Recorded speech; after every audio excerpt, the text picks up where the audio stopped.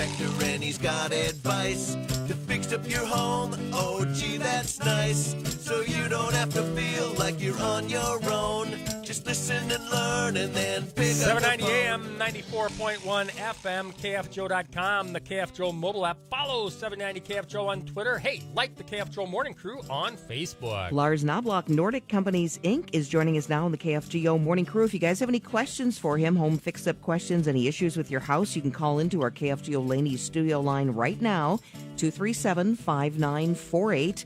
1-800-880-5346, or you can text in your questions to 35270. Good morning to you, Lars. Good morning and Happy New Year.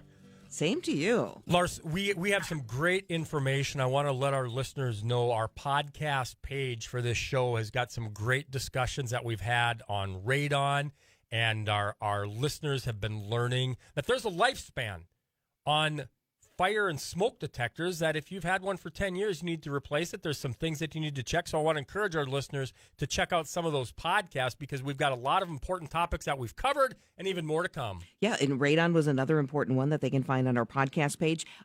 You wanted to start talking a little bit about attics first off. What should we know about attics, Lars? Yeah, so we've talked previously here on the show that the winter put limitations to a home inspection due to snow coverage.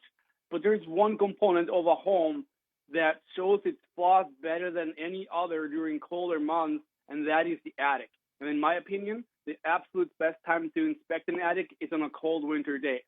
And one of the most common problems we identify in an attic in the winter is frost on the sheeting. And the sheeting is the underside of the roof structure. And what's causing this is air leakage almost every single time.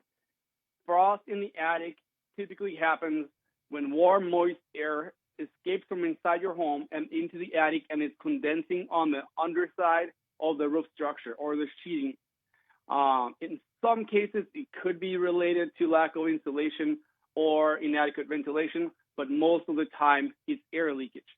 And as we all know, heat rises, and warm, humid air from inside your home will find its way to the smallest opening in your ceiling in your home. Any bypasses is going to escape into the attic. And some common bypasses are around plumbing vents, electrical can lights or electrical wires, furnace vents, or the attic access door too.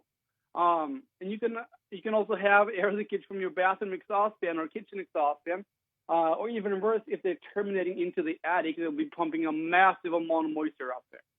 Other larger sources of air leakage that we see are commonly around the chimneys or above the stairway on a two-story home. But the frost itself doesn't do really any harm. The problem really starts when it melts. Over time, it can lead to deterioration of the roof sheeting, or you can see black staining on your sheeting, which probably means you got mold out there. And the higher humidity you have in your home, the more frost buildup you can have in the attic. Some of the major sources for high humidity are typically humidifiers, not using your bathroom or kitchen exhaust fan, leaky dryer vents. If you have a ton of plants, that could cause a lot of moisture. And there's a long list, really, of other things. But there's one kicker to this, too, that I wanted to share. So what happens when you have basically the more amount of air that gets sucked into your attic, the more air is going to get pulled into your home because as the air is escaping, it's going to naturally try to balance itself up. And new air will be introduced to the home, and that air could be pulled from the soil. So if you have a massive kind of suction up through your into your attic and through your roof, your radon levels might end up getting higher. Okay, and we've talked about that radon, and I know our listeners can go to KFGO.com, listen to the podcast on that. Lars Knobloch is a home inspector with Nordic Companies, Inc. He's here on the KFGO Morning Crew. He takes your questions if you have any issues, and we do have a text in for you, Lars. Somebody had their basement wall straightened a few years ago. Since they installed the I-beams, they've noticed a small gap, maybe up to a 1/4 inch between the wall and the floor in the basement. Is that serious, is the question. My guess is that it probably isn't. if there's a gap between the floor and the foundation, it might be related to the basement floor actually moving more than the foundation. And the basement floor is a different component from the actual foundation. If the foundation is braced correctly with steel I-beams, I would say it's unlikely that it's going to cause much more structural problems unless there's like a massive moisture problem causing those beams to rust at the bottom. It's telling to me like maybe the floor has heaved a little bit and it's pulling away from the foundation a little bit. And I would imagine they could always call that company back that did that work for them if they have concerns, or they could come back and check it out for them. Absolutely, or they can call, a home inspection company too. Should have knowledge to kind of identify this. And you do need to call Lars Knobloch with Nordic Companies, 566-1466, 701-566-1466. Sticking with those I-beams, I live in a 1960s neighborhood, Lars, and I've got I-beams in my basement. I've seen more and more people in the neighborhood that have been getting I-beams, whether it's the entire basement or one wall. What do you look for to see if that might be something that a homeowner would need to involve? When you're doing a home inspection, is it simply just a few cracks, or is it something that you might even do proactively? Like, I live in this neighborhood. I've got other neighbors that have them. I want to put them in before the walls crack. Your thoughts, Lars? I wouldn't put anything in before the walls crack. It also depends on, there's different signs depending on what type of foundation you have. If you have a block foundation or a wood foundation, I would look at those foundations different as compared to a poured concrete foundation. So I could talk about that for 30 minutes, and we don't have that much time. But there are many, many signs. But one way, you most commonly would have a block foundation or a concrete foundation. You could get down on your knees at the corner of your exterior wall and kind of look down the wall and see if it appears to be bowing or leaning over. That could be a sign that you might have some problems. But the main source of the problem itself, and we can probably come back to this another time, is actually related to having poor drainage around your foundation. If you have like negative grade and water drains back towards the foundation, then your foundation is going to cave in the soil we have here. So that would be one proactive thing that you could do. But let me get back to quick, if I can, on the fix on the attic moisture situation. Do we have a minute for that? You sure do. Go ahead, Lars.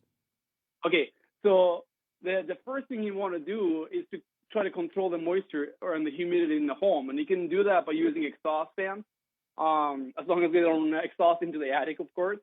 Run dehumidifiers, install a ventilation system, or even installing a radon mitigation could help reducing the moisture and the humidity in the home.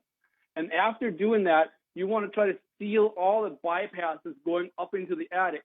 And adding insulation is something that most people will try to do, but that does not necessarily help. The first thing you want to do is to identify the source of air leakage and then seal them up, maybe with like spray foam, and then you can add more insulation to prevent frost like this. So, and go check out our Facebook page right now. We have on the top of our page, there's this crazy video of a house that had the most amount of frost in an attic that I had ever seen. It's unreal. You gotta go check that out. All right. And Nordic Companies, Inc., that's their Facebook page there. That's their web page as well if you have any, if you want to check that out. Or if you have any questions, I know, Lars, they can reach out to you on your Facebook page as well. Yes, we got a lot of inquiries on our Facebook page. People just wondering about something, or they're shooting a photo over to us about anything they are concerned about, and we'll be happy to try to assist and respond there promptly. All right, and a phone number again, Lars, if somebody wants to get a hold of you over there at Nordic Companies? 701-566-1446. Very good. Great advice this morning. Thanks, Lars. We appreciate it. Yeah, thank you, guys. You bet. That's Lars Knobloch. He's a home inspector, Nordic Companies, Inc., and he's one of those guys out there. Doug Leier has seen him climbing around on roofs. You saw him again yesterday? No. Oh, It's been a couple of weeks. But he's up on the roof. He's not just sitting down there looking at it. He's getting up on top of the roof. He's all over the place. Yeah, and if you have concerns about something, get a hold of him. I mean, you can save yourself tens of thousands of dollars, waiting for the issue to cause extra problems. That's when it costs you a lot more money versus trying to head off major issues. Absolutely. That's the way to do it. Again, if you want to get a hold of him over there at Nordic Companies Inc., 566